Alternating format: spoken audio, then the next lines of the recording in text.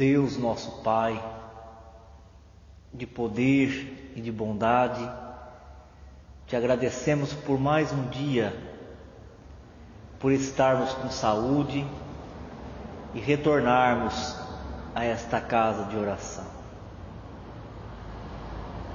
envolvidos pelas energias, os fluidos benfazejos, a contribuição valorosa dos espíritos benfeitores.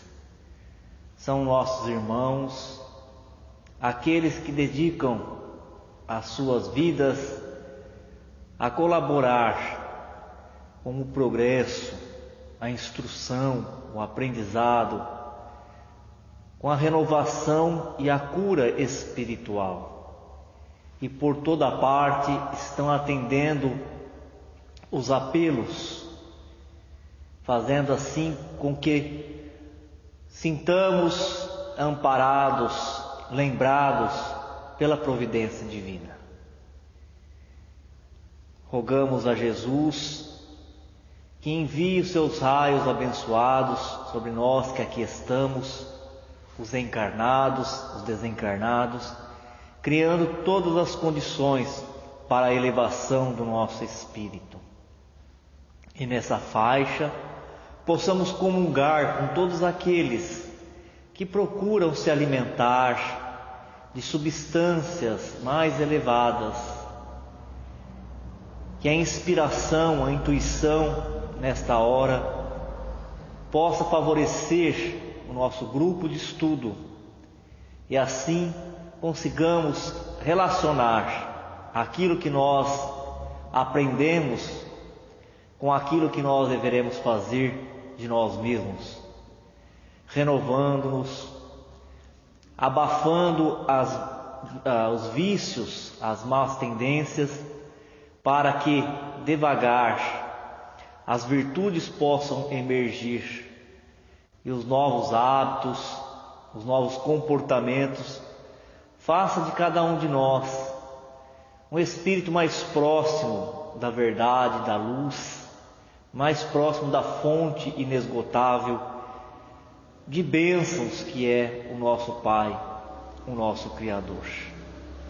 E possamos, com esse instrumento que a doutrina espírita nos possibilita, nos oferta, possamos ter mais paciência, tolerância, sabedoria para nos momentos mais difíceis, nos momentos de testemunho, de provas e expiações, saibamos agir com fé, com esperança, com confiança em nós mesmos, com confiança nas leis que regem os destinos. Que essa paz que nós estamos sentindo, ela possa ser duradoura, ela possa preencher todo esse ambiente com princípios capazes de nos dar a sensação de bem-estar, de alegria, de serenidade. Permita ao Senhor que os nossos guias, os anjos benfeitores, aqui estejam conduzindo esse trabalho.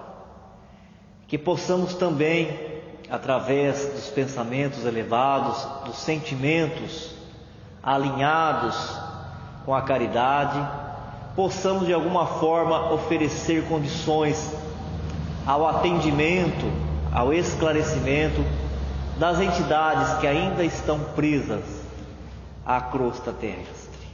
E sobre o impacto de cada palavra, do magnetismo que é liberado, esses irmãos possam ter as suas mentes esclarecidas, as suas consciências possam despertar para as realidades da vida no mundo espiritual, ganhando força para ascender, para adentrar as instituições, as cidades, as organizações do astral superior. Deus abençoe a cada um dos que aqui estão, fortaleça os trabalhos e os trabalhadores desta casa, para que ela possa sempre estar com as suas portas abertas e seguir a sua missão, aquela que lhe foi confiada, de trazer Jesus e o seu Evangelho mais próximo daqueles que precisam, fazendo dos preceitos do Evangelho um roteiro seguro para todos aqueles que de boa vontade queiram segui-lo. Deus, nós te agradecemos por nos amar, por criar todas as condições ao nosso crescimento, à busca da felicidade, à busca da harmonia, da paz que tanto almejamos. Muito obrigado por tudo, e aos espíritos benfeitores que nos assistem também queremos agradecer. Muito obrigado, que assim seja, graças a Deus. Nós ainda estamos na série de estudos que fala da morte e dos seus mistérios. O roteiro de hoje é a continuidade da vida. No ponto de vista de informações, esse roteiro ele não traz novidade acerca daquilo que nós já estudamos neste livro e também nos roteiros 1, 2 e 3 que vem falando da morte e dos seus mistérios. É como se ele fosse assim um apanhado para organizar as nossas ideias, para fortalecer o aprendizado, fixar e depois poder prosseguir no estudo. O que a gente vai ter aqui? Aquela ideia de que a verdadeira vida, a vida do Espírito, não é aqui na Terra. Embora a Terra seja importante para o seu trabalho de evolução, a passagem aqui na Terra ela é transitória. Não quer dizer que todos os espíritos que se reencarnam na Terra têm um propósito. O propósito é o aperfeiçoamento moral. Quando a gente fala de moral, nós estamos falando do conhecimento e da aplicação do bem. Saber o que é o bem e se ajustar ao bem. Ou então, compreender as leis divinas e se adequar a essas leis. Obedecê-la, obedecer à vontade de Deus. E na medida que nós vamos aprendendo, e a gente não faz isso numa encarnação só, nós vamos nos tornando mais espiritual e menos material. No começo da nossa evolução, nós estamos mais materializados. Aí alguém pode perguntar, mas todo mundo tem o corpo físico estando encarnado, e o corpo físico ele é material para todos. Sim, mas nós estamos falando da mente do espírito. Todo espírito que está encarnado, ele tem um corpo. O corpo é um invólucro. Invólucro quer dizer algo que envolve, é uma vestimenta. Todos temos mesmo. Ele é o veículo da nossa manifestação aqui na Terra. Mas também tem gente que não gosta que fala nisso. Mas o Evangelho fala muito disso. E este capítulo, esse roteiro também fala. O corpo é para o espírito um grilhão. O que é um grilhão? É um peso, uma algema, é uma prisão. E as pessoas, como elas estão tão acomodadas ao corpo, tá como se fosse um ninho, o passarinho sentou no ninho assim, está acomodado nele, fala, eu não acho que ele é um grilhão. Mas por quê que se fala um grilhão? Nós não falamos mesmo, porque nós nos identificamos com o corpo. A gente olha para o espelho, a gente vê o corpo. A gente olha para o braço, para a perna, a gente vê o corpo. Em contato com o corpo físico através do perispírito, nós sentimos, nós temos uma sensação do corpo. Mas quem está falando que ele é um grilhão não somos nós, nem o espírito da nossa faixa evolutiva. Quem está falando é um espírito superior,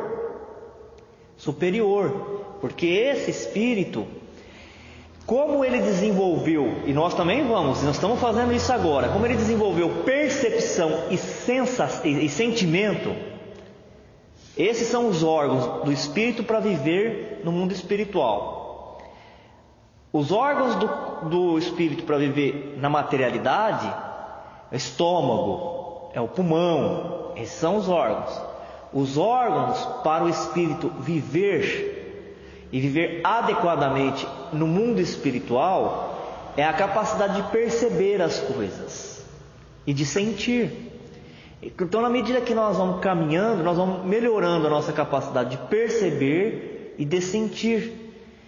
E aí então nós vamos perceber e sentir coisas maravilhosas, fantásticas nesse mundo mais sutil, mais leve. Então esse espírito que está em contato com a divindade, que está em comunhão com aquela sensação maravilhosa de uma felicidade indescritível para o homem comum aqui na Terra, ele fala: o corpo físico é um grilhão, é uma prisão. Nós temos medo de partir daqui, mas quando nós partirmos e desligarmos completamente, desencarnarmos, nós vamos sentir isso, essa leveza, essa suavidade. Não tem nenhum que não fale isso. Estou muito bem, completamente renovado. A forma de eu pensar aqui é completamente diferente da forma que eu pensava aí. Mesmo o espírito que deixou a Terra, a gente vai mudando em cada encarnação. Mas mesmo que deixou a Terra e já conseguiu se desprender dos fluidos pesados, e já está numa organização no mundo espiritual, numa colônia, numa cidade, esse já fala que ele se sente completamente modificado.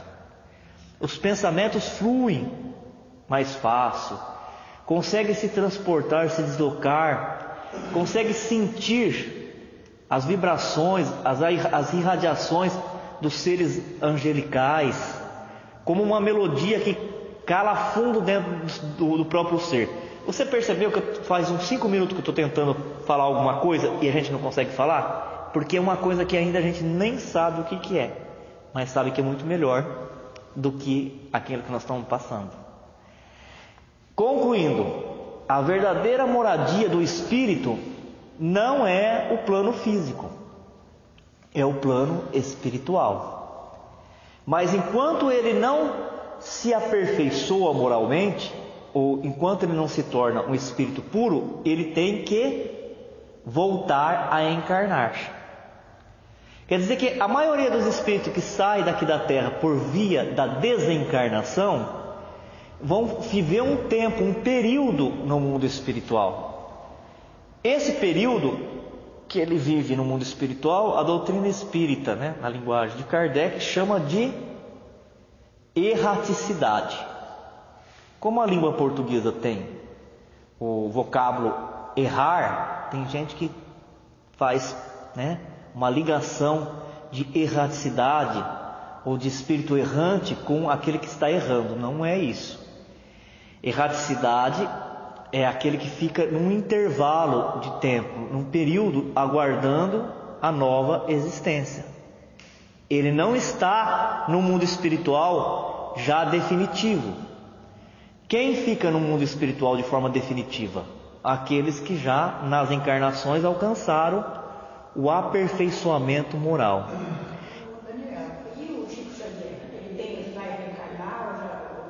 Nós não sabemos. Nós podemos falar assim, Nadir, que se ele alcançou o aperfeiçoamento moral, ele não precisa reencarnar, mas ele pode reencarnar por uma missão. Como muitos vêm, eles abdicam esse bem-estar, essa alegria espiritual, essa comunhão com Deus, para vir fazer um trabalho útil na Terra e arrastar comunidades de almas, de espírito, para uma mudança de comportamento, de hábito, um melhoramento. Mas a gente não pode falar porque nós não conhecemos o Espírito. Nós podemos dar testemunho da vida que ele teve aqui. Não é fácil. Se o Evangelho fala que se reconhece o fruto, a árvore pelo fruto, nós podemos deduzir que por uma vida de 98 anos que ele teve, ele é uma boa árvore. Possivelmente ele seja um espírito de escola, um espírito superior. Pode ser, mas a gente não pode afirmar, nós não temos elemento. Se ele alcançou esse aperfeiçoamento moral, se ele completou aquilo que falta para um espírito, para reencarnar-se numa terra de prova e expiação, nós podemos dizer que ele não tem necessidade de reencarnar mais na terra de prova e expiação. Isso não significa que ele não tenha outros aprendizados, porque existem vários mundos. cada um tem um aprendizado, uma lição. Seria igual aqui na escola, né? A escola do primário vai oferecer lições e desafios do primário. A escola do ginasial vai oferecer lições e desafios, testes, para ver se a pessoa aprendeu o conteúdo, as lições do ginasial, depois do nível superior. E os planetas são mais ou menos isso, né? Não existe só esse nosso planeta aqui. Perfeitamente. Todos os planetas que nós podemos ver, e nós podemos ver muito poucos dos que existem, todos eles são habitados. Aqueles que nós sabemos que existem, aqueles que nós não sabemos que existem, todos eles são habitados. E todos eles têm um objetivo de oferecer algum aprendizado ao espírito. Quando ele não tem mais necessidade de aprender as coisas que aquela situação, aquela condição daquele planeta está oferecendo, ele pode encarnar-se em outro planeta. Por isso que se fala, essa história de falar que nós estamos vivendo o juízo final, nós estamos vivendo o fim da prova e expiação, alguns espíritos estão saindo da Terra e outros estão chegando, não é bem assim, porque nunca parou de chegar espírito e de sair espírito da Terra. O diferencial agora, nessa passagem de prova e expiação para a regeneração, é o impedimento da encarnação de alguns espíritos. Alguns espíritos já se reencarnaram bastante na Terra e tiveram oportunidade de aprender, de se modificar, de fazer o bem, de se corrigir, de se emendar, e não fizeram. Dificilmente eles terão autorização para encarnar-se na Terra. Esse é o diferencial. Porque essa questão de espírito sair da Terra e encarnar-se em outro planeta, e sair de outro planeta e encarnar-se na Terra, isso nunca parou de acontecer. Nunca. Isso acontece desde que aqui existe espírito humano no planeta. Então, quando esse espírito ele já alcançou a perfeição espiritual, nós vamos dizer que a pátria espiritual ela é uma moradia definitiva. Mesmo aqui no planeta Terra, agora, nós temos várias camadas, várias dimensões no mundo espiritual.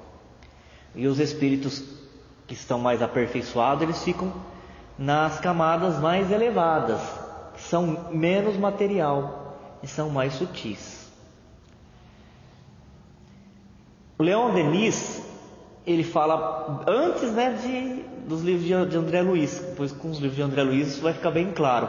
Leon Denis, que era um discípulo de Allan Kardec, ele já falava do corpo perispiritual.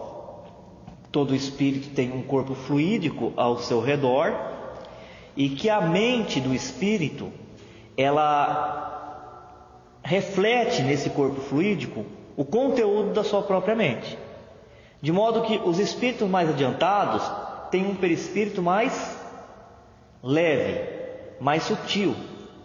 É o tesouro dele, onde ele leva por toda parte, mostrando a sua identidade. Espírito de luz, a gente fala de luz, Mas que luz é essa? É luz de neon? É incandescente? Que luz é essa? Luz todos nós temos. Se a gente pensar naquela centelha que foi criada por Deus, todas nós temos.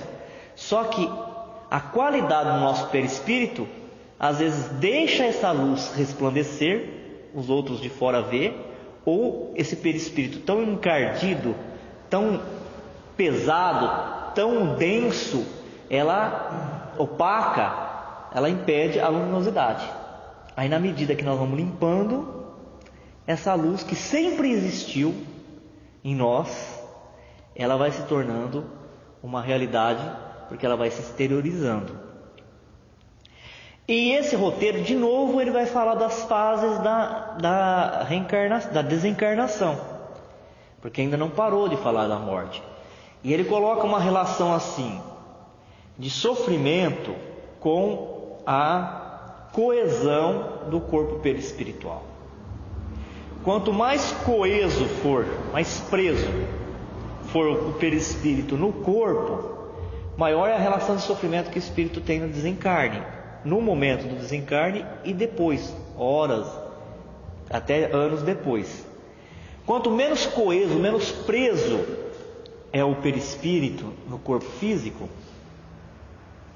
menor é o sofrimento. Porque a morte, ela é da natureza, é um ciclo da natureza, né? Nascer, crescer, se desenvolver, reproduzir, envelhecer, morrer, isso faz parte da natureza. É um processo natural. Quer dizer, quando a morte ela é natural, o espírito se desligando do corpo, ele não tem nada para sofrer. Ele vai sofrer o quê? Ele não sofre mais nada. Mas se ele tiver uma ligação muito forte com o corpo, aí então ele vai sofrer, porque ele vai ainda ter uma relação com o corpo. Ele vai ter uma sensação com o corpo. Por isso que mesmo no meio espírita há divergência. Não é toda a comunidade espírita, não estou falando dos espíritos agora, estou falando dos espíritas, os que frequentam a doutrina espírita. Eles não concordam no assunto, né? Uns falam assim, o espírito depois que morreu, ele não sente dor nenhuma física. Ele não sente mais dor física, ele não tem mais corpo físico. Ele só tem a dor moral. O que é a dor moral? A tristeza, a saudade, a revolta. A dor moral é a dor do espírito, espiritual. E outra dor não existe. E uma outra parte dos espíritas, os que estudam a doutrina espírita, fala, sente sim. Ele sente ainda a dor física. E quem está certo? As duas partes, depende do que eles estão falando. Porque se você falar de um espírito que está totalmente desencarnado, ele morreu e ele desencarnou, esse não sente mais dor física. Não tem mais corpo. Ele não tem mais contato com o corpo, ele não sente mais. Então o grande segredo é morrer e desencarnar. Porque tem muita gente por aí que está morrendo e não desencarna. Esse que é o problema. O problema é morrer e não desencarnar. Então a gente tem que treinar o nosso espírito para este momento de quando morrer, desencarnarmos, desenfaixarmos do corpo físico. Mas para isso nós já temos que ir resolvendo os nossos problemas. Resolvendo nossos problemas íntimos, as questões que estão ficando para trás, nós temos que ir resolvendo. Para quando chegar um momento, não ter nada que nos prenda, que prenda o nosso sentimento, o nosso coração, àquilo que ficou. Pode falar, Nadia. Então ele vai falar aqui, o perispírito está ligado ao corpo partícula por partícula, molécula por molécula. Se essa coesão, essa ligação ela for muito forte, essa adesão, essa tenacidade for muito grande, o desencarne é mais sofrido.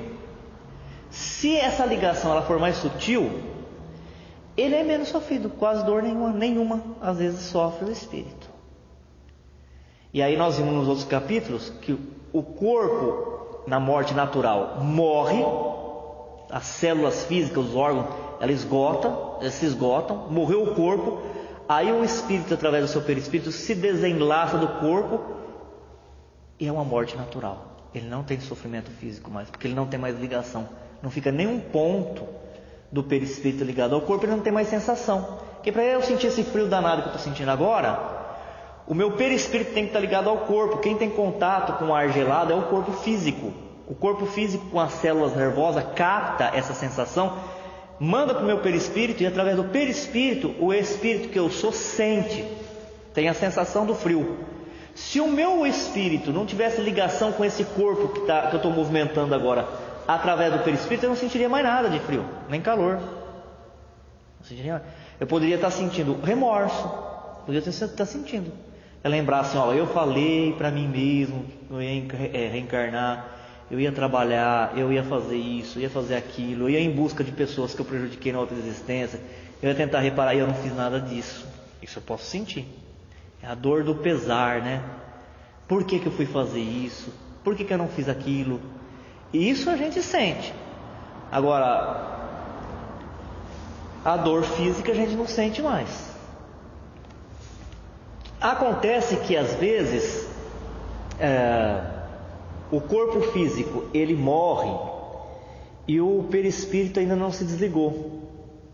Aí neste caso ele vai continuar sentindo através da ligação daqueles fios perispirituais e do corpo físico que está ainda aqui na Terra, ele vai continuar sentindo, tendo as sensações. Hoje eu vi o irmão falando sobre o suicídio. Ele gosta de enterro de amigo dele, mas não gosta de cemitério. Porque ele entra lá dentro e ele estar sempre enterrado. Isso que dá uma pena para esse cara. Ele cemitério grande, porque tudo que estar sem enterrado. Porque ele tem a clarividência, né? E no caso do suicida, a pessoa às vezes ela reencarnou para ter 70 anos, ou 80, ou 90 que seja. Então, na hora que o planejamento da reencarnação dessa pessoa, a espiritualidade ela põe uma cota de magnetismo em cada célula do embrião que está se formando. É um reservatório desse combustível de energia que ele tem que ir gastando no decorrer dos 90 anos. Se a pessoa interrompe, ela mata o corpo com 40 anos de idade, e ela tinha que desencarnar com 90, ela tem energia ainda, está saturado, vamos dizer, está ungido, está saturado dessa energia para mais 50 anos. E em geral, não é regra, em geral é essa quantidade de tempo que o espírito vai ficar ligado àquele corpo. É essa função que o espírito fica, nesse motivo, por que ele fica? Porque o perispírito dele ainda está encharcado desse fluido e ele não consumiu. Porque para desencarnar, nós estamos falando de morrer e desencarnar. Morrer é uma coisa, parou o coração, parou de respirar, as células morreram, morreu.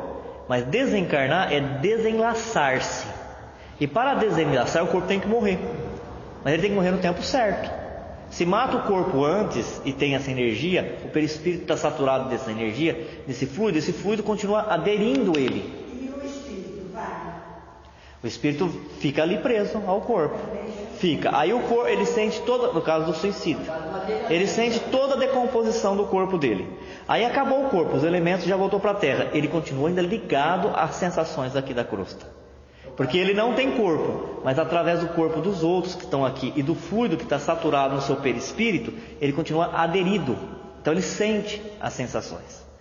Na medida que ele vai ficando no mundo espiritual, né? Essa região aqui, a partir da Terra, já é a zona umbralina. Então, à medida que ele vai ficando ali, essa energia, através do sofrimento emocional, ela vai se desgastando. É um filtro, ela vai filtrando.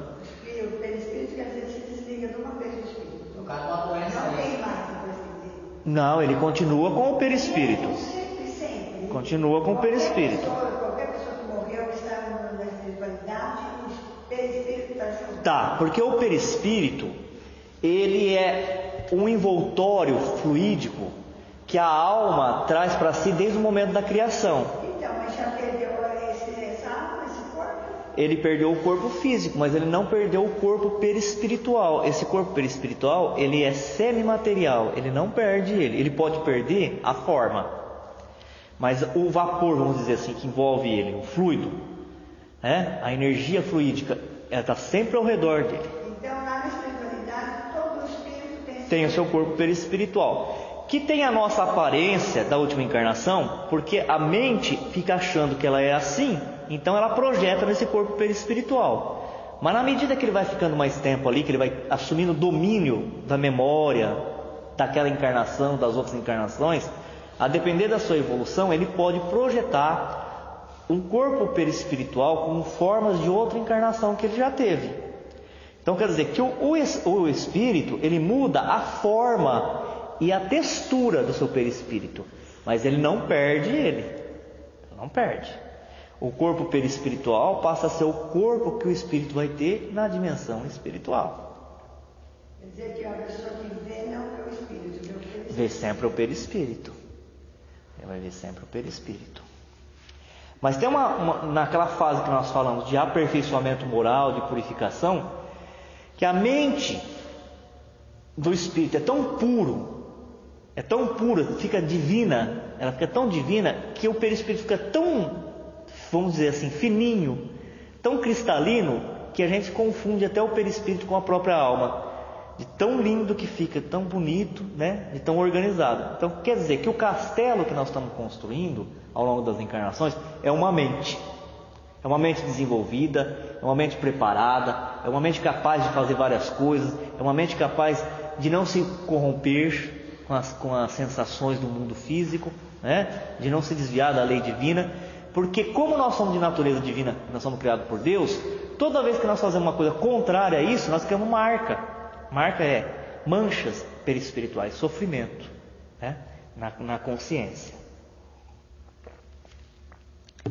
Então, mesmo o corpo do suicida tendo se desintegrado, ele ainda continua com muito fluido, muita vitalidade envolvendo o corpo perispiritual. E através dessa vitalidade, onde esse espírito encostar no encarnado, ele sente o que o encarnado está sentindo, como se o corpo físico do encarnado fosse o dele, porque ele tem perispírito, está encharcado de energia, de fluido vital, o perispírito dele. Então ele encosta no corpo de alguém, ele sente o que o outro está sentindo. É um problema muito sério. Bem confuso, né? Muito sério. Por isso que a gente tem que pedir a Deus sempre para nos dar muito equilíbrio para todos os momentos, principalmente no momento de maior pressão que nós tivemos sobre na nossa vida, para a gente ter essa resistência, essa força de continuar, de prosseguir. Mas às vezes a gente também, como aconteceu com o André Luiz, né? A gente vai matando o corpo aos poucos também. Porque o suicídio que nós estávamos falando agora é o deliberado, aquele que realmente tira a vida física por um golpe. Mas através da vida desregrada, que às vezes o espírito assume na terra, ele vai também minando as suas forças antes do tempo. É o chamado suicídio indireto. No caso das mortes repentinas, das chamadas mortes violentas, neste caso, o corpo morreu muito rápido, o espírito ainda não se desligou do corpo. O trabalho de desligamento vai ocorrer depois. E é por isso que a gente vai ter, em algumas comunicações, alguns espíritos falando que não sabe que morreu. Porque não deu tempo ainda para ele assimilar isso. Ele estava no corpo, morreu de repente, né? Um impacto, um acidente. Foi muito rápido. Não desligou o perispírito dele. A espiritualidade, os cooperadores do mundo espiritual vai fazendo aquele trabalho de desligamento aos poucos. E ele se vê na forma perispiritual, que é aquele corpo fluídico, né? Tem a mesma forma do corpo. Ele se vê vivo, então ele fica confuso, ele não sabe o que está acontecendo com ele, vai despertando devagar. Por isso que nós falamos que tem às vezes dois grupos no próprio movimento espírita. Um daqueles que fala, morreu, desencarnou, o espírito não tem mais nenhum sofrimento físico, e um outro grupo que fala, tem sim, e basta ser médium de incorporação para a gente saber que tem. Porque quando um espírito que não está totalmente desligado da vida física, ele se aproxima do veículo mediúnico, o médium, através do seu centro de forças sensíveis, ele colhe as vibrações do perispírito, do espírito comunicante, e vai sentir na mesma região de dor que ele teve, a dor que ele teve. Por isso que fica aquela informação desencontrada, né? Nós que somos médios de incorporação, se uma entidade desencarnou do infarto, se aproximar do nosso veículo de manifestação e a gente estiver em transe, nós vamos sentir a dor do infarto. O médium infarta junto com o espírito, ele sente. É que nem a pessoa que perde a perna, né? Perde a perna. Sim, ele tem a impressão, reflexo daquilo, né? Porque aquela região do espírito comunicante ainda está desajustada. Se ele infartou e desligou do corpo, é um espírito evoluído ou razoavelmente evoluído, ele já foi para o mundo espiritual, na hora. Para ele, tranquilo. Nós estamos falando daqueles que têm apego. Como ele se identifica ainda com o corpo físico, ele acha que ele está vivo, ele fica ainda apegado àquela sensação e ele passa por médium. Quem não tem a mediunidade, esse tipo de mediunidade, não consegue compreender isso. Mas o médium sente aquele sintoma que o comunicante sentia quando estava desencarnado. Isso aí aconteceu comigo. O médium desencarna toda vez que ele recebe um espírito que está desencarnado. No salão um dia, morreu um amigo meu. Rapaz, eu sinto mal. Fui de serviço, não 5 dias depois. Aí vim do trabalho aqui no dia à noite. Quando chegou lá, nós estava meia hora do trabalho, deu uma passada. Passando do carro. Aquela dor. Aí eu não sei o que aconteceu comigo, me ligaram e levaram no salão do bode. Eu vi que o bode dele foi 73%. Depois quase me matou também, cara. Coisa. Serviu de veículo, né? De veículo de transporte. Imagina se for um problema mental na cabeça, tem que estar besteira. É uma mediunidade de transporte. É por isso que o médium que tem essa condição, porque às vezes o médium é intuitivo, então ele não sente muito, ele só sente o pensamento do espírito e ele passa. Mas o médium que tem essa chamada de incorporação pelos chakras, pelos centros de energia, se ele não disciplina essa mediunidade para trabalhar, hoje eu não tenho dúvida mais disso, eu não tenho receio mais de falar isso, ele vai ficar doente. Ele vai ficar doente. Porque através desses centros de força, que é como se fossem uns ventiladores, todos têm, sendo médio ou não, mas ele suga a energia, o fluido. E se ele sugar o fluido daquele perispírito, daquele espírito que está ainda se sentindo doente, né, em desarmonia, ele traz essa desarmonia para o corpo dele. Se ele treinou isso, ele disciplinou, ele trabalha nos mediúnicos, no trabalho de obsessão, ele renova essas forças, a entidade comunica, ele sente sim. Ele sente o desconforto na hora da comunicação, sente-se muito mal até, por sinal. Há que se falar isso. Mas na hora que ele se desliga, o trabalho que os benfeitores fazem, por isso que também tem que ser sempre o trabalho mediúnico na casa espírita. O trabalho que os benfeitores fazem de reposição energética dá uma compensação, uma alegria, um bem-estar tão grande para aquele médium, que se ele trabalha uma vez só por semana, ele fica a semana inteira recarregado. As glândulas trabalhando, liberando a substância no corpo, o sistema nervoso trabalhando de forma equilibrada. Mas se ele não trabalhar, ou se ele for para uma doutrina que bloqueia isso, ele vai bloquear a comunicação inteligente, O médium é intérprete, ele colhe a informação do espírito e traz para o mundo físico. Então ele vai bloquear isso. Mas a chegada das energias no corpo do médium, ele não vai bloquear. E aí então o médium vai adoecer. Então a gente vê muitos médiuns com potencial para trabalhar que não trabalham, ou porque desconhece, ou porque não tem aceitação, ou porque está numa doutrina, numa religião que não trabalha isso, ou ele dorme muito, ou ele é muito apático, ou muito irritado. Ele dorme muito, ou ele é muito agitado, tem insônia. Ou ele tem muita fome, ou ele não tem fome nenhuma, perde o apetite. Em tudo, sempre as duas extremidades. Porque ele tem no perispírito dele o compromisso de trabalhar. Quando ele encarna, ele reveste de célula física a faculdade psíquica. Então aquele corpo é um corpo diferente. E não adianta também na casa espírita a gente falar para o médico: você vai fazer uma outra coisa, que é a mesma coisa. Não é. Ele também tem que fazer tudo o que os outros fazem, trabalhar nos eventos, ajudar a limpar a casa, organizar, mas ele tem que ir para o trabalho mediúnico.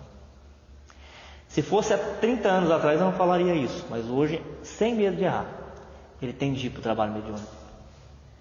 Porque a gente tem que trabalhar cada órgão que a gente tem com a sua função, com a sua finalidade.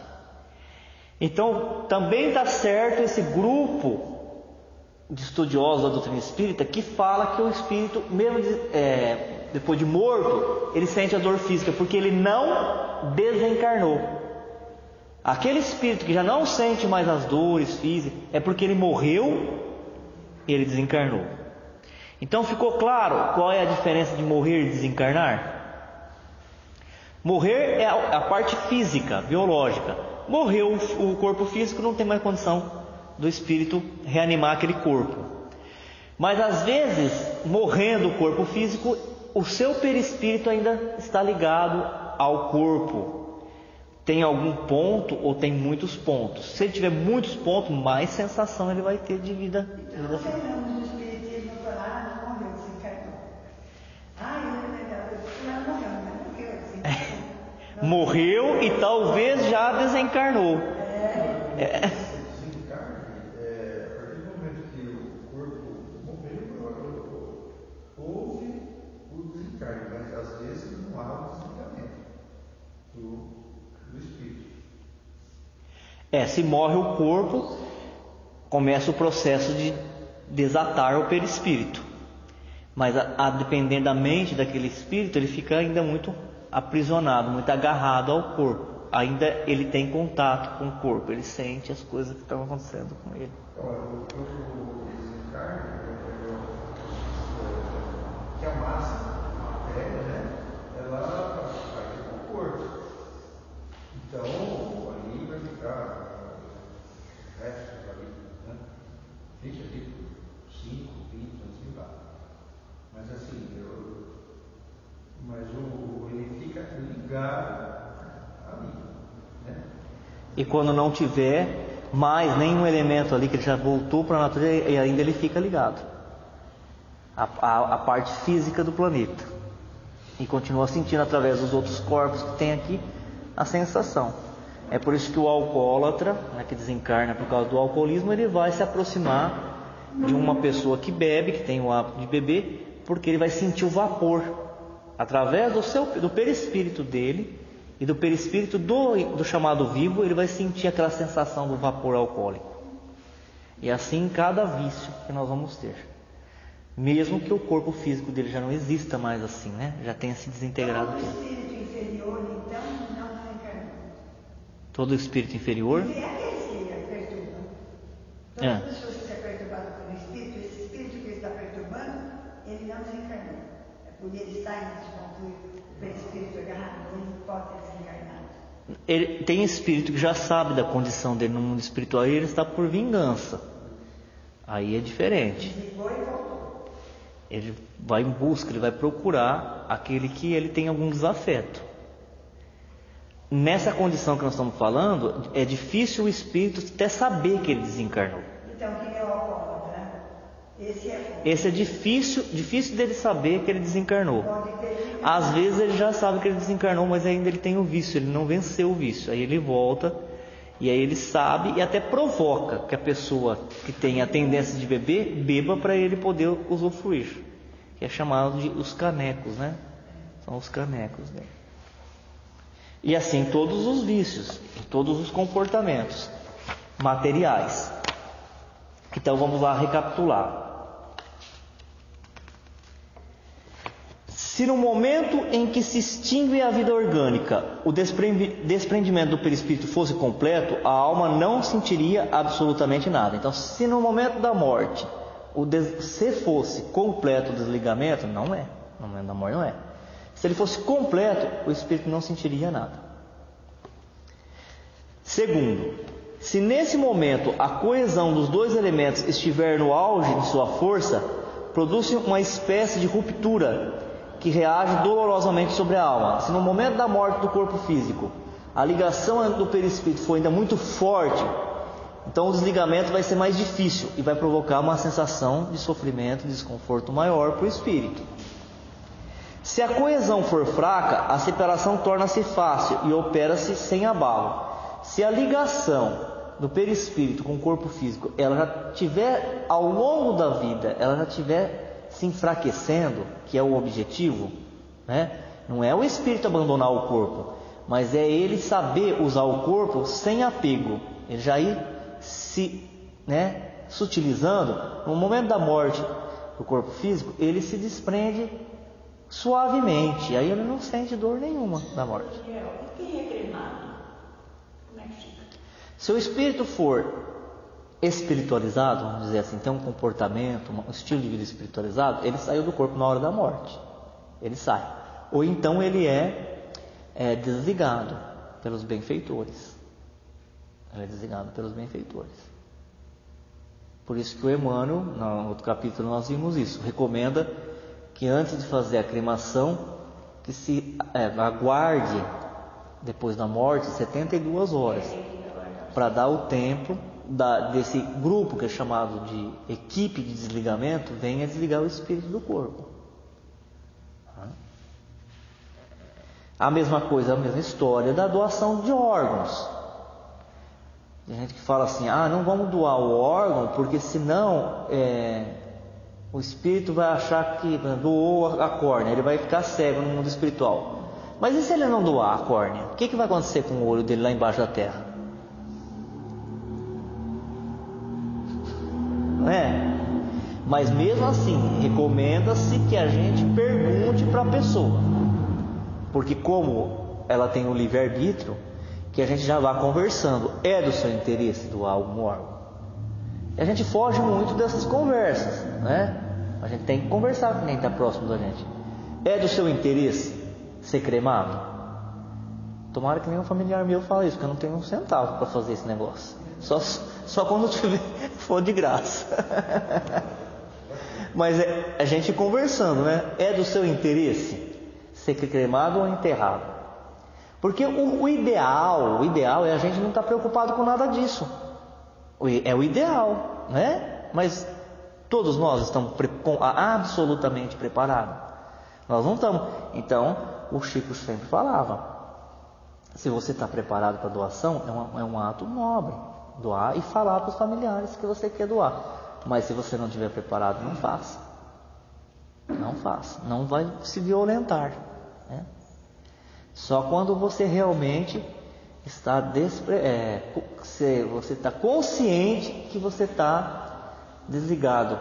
E tem gente que nós estávamos falando no outro estudo, que não é capaz de se desligar de um livro. Quantas vezes que a gente quis ler um livro que uma pessoa só tinha, ela não quis emprestar para a gente? Ela não é capaz de se desligar de um livro. Eu já vi gente brigar por cadeira, esse lugar é meu. Você imagina ela doar um olho, um rim, né? É complicado. A gente tem que saber o que a gente está preparado para fazer. Um órgão jovem, que tem todos os órgãos agora, se fosse acidente. Então a família doa. Sim. Como é que fica isso? Vai depender da evolução do espírito. Se o espírito for razoavelmente evoluído, não precisa ser um santo já não. Ele vai ser envolvido pelos espíritos benfeitores que vão dialogar com ele, vão conversar e ele vai sentir alegria de ser útil. Se ele for um espírito atrasado, ele vai ficar revoltado, como acontece aqui na Terra, né? Que ficam revoltados. Depende muito da evolução espiritual, da compreensão de cada um. Ele fica revoltado. Mas esse daí, se ele fosse ficar ligado ao corpo, né? Ficou ligado lá ao corpo e sentiu a doação do órgão dele, ele também ia ficar ligado ao corpo na decomposição, né? Se após, e terminando, encerrando, o quarto, se após a cessação completa da vida orgânica existirem ainda numerosos pontos de contato entre o corpo e o perispírito, a alma poderá ressentir-se dos efeitos da decomposição do corpo até que esse laço se desfaça inteiramente. É o caso que nós estávamos falando. O corpo físico morreu, mas tem muitos pontos do perispírito que está ligado ao corpo, que está tocando o corpo físico ainda. Então, nesse caso, ele vai sentir sim aquilo que está ao redor, tanto o ambiente, né, as sensações do ambiente, como aquilo a qual o seu corpo estiver sujeito. Quando o espírito estiver totalmente desligado do corpo físico, aí nada que é material pode mais tocar. Ele pode atravessar o fogo, ele pode atravessar a parede. Por isso que é de causar estranheza quando alguns falam assim, que consegue prender um espírito em grade, amarrar os braços e as pernas do espírito. A gente só vai entender nessa situação se for uma hipnose. Aí sim. A mente poderosa de uma pessoa ou de um espírito que é mais avançado do que aquele, ele exerce uma influência sobre a mente do espírito, fazendo com que ele se enxergue amarrado, se enxergue preso numa gaiola. Aí sim, né? Porque coisas materiais, elas não são capazes mais de causar nenhum problema no espírito. O espírito ele não pode ser dividido, ele não é cortado, ele não pode ser dividido.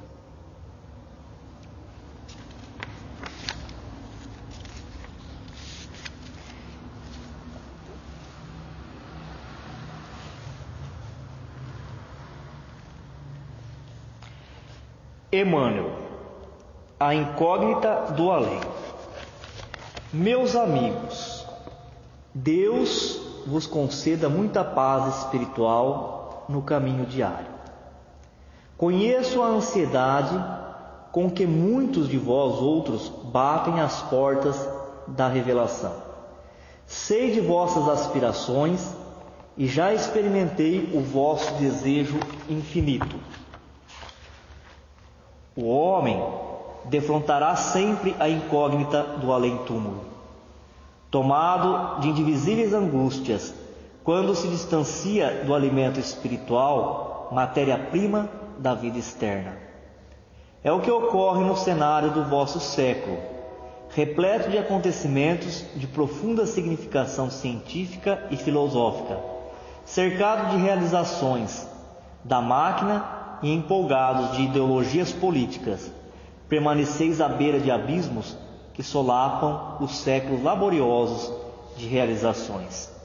O homem moderno cresceu em suas realizações puramente intelectualísticas, avançando no domínio das organizações materiais.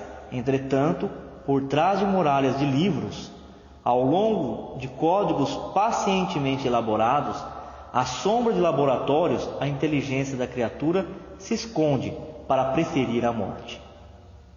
A ciência que devassou desde o subsolo à estratosfera manifesta a sua impossibilidade de dominar o vulcão mortífero.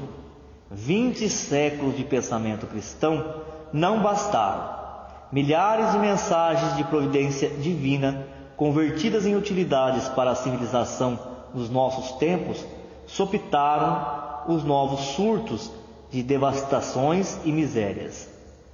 Não lamentamos, porém, apenas nos referimos a semelhante derrocada para exaltar a grandeza da experiência espiritual. O homem econômico de nossas filosofias atuais não pode subsistir no quadro da evolução divina. O homem é espírito antes de tudo. A terra é a nossa escola milenária, aguardando resignadamente a nossa madureza de sentimentos. É por isso que acorrestes à presente reunião, em nossa maioria tangidos pelo desejo de auscultar o desconhecido. É por isso que esperáveis expressões fenomênicas que vos modificassem inteiramente. No fundo, meus amigos, desejais a fé, quereis tocar a certeza. Entretanto, a curiosidade não pode substituir o trabalho perseverante e metódico. Nenhuma técnica profissional, por mais singela, pode se eximir de cultores da experiência sentida e vivida.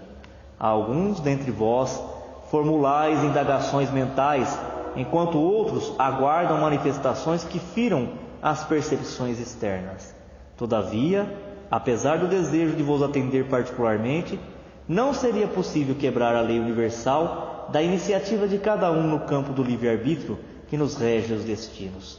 A humanidade suplica expressões novas que lhe definam as diretrizes para o mais alto, e vossos corações permanecem cansados do atrito despensivo.